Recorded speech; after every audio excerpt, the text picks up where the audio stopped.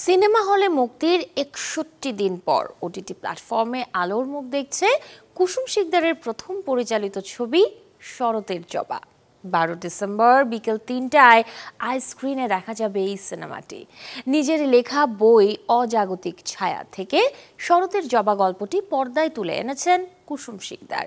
পরিচালনার পাশাপাশি যেই সিনেমাটি প্রযোজনাও করেছেন তিনি। সিনেমার গল্প এগিয়েছে একজন একাকী নারীর রহস্যময় জীবনকে কেন্দ্র করে। অতৃপ্ত প্রেম, আঘাতের পর আঘাত, কিছু অপ্রত্যাশিত মৃত্যু, জবার জীবনে জন্ম দেয় নানা প্রশ্ন। জবা কি আসলেই খুনি, নাকি অদৃশ্য কোনো শক্তি রয়েছে তার সাথে?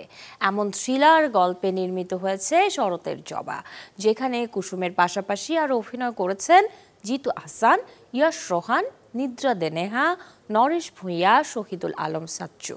কুসুম শিকদার জানান, ২০ টাকা দিয়ে সাবস্ক্রাইব করে শরতের জবা দেখতে পারবে ঘরে বসেই দর্শক।